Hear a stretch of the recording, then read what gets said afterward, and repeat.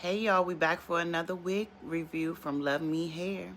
The 14-inch salt and pepper. What is it, right? What is it, left side part? Oh my goodness, y'all, look at this. Look at it, she unboxing it. She unboxing it.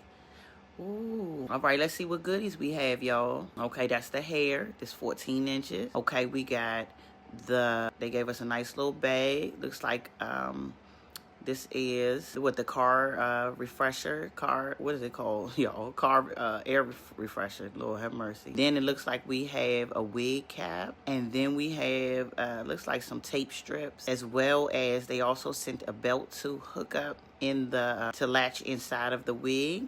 I put my spray up there, so it's already tinted to my color. You see the part, and let's put it on. She cute, she cute, she cute. I love it. Thanks, LuvMe Hair.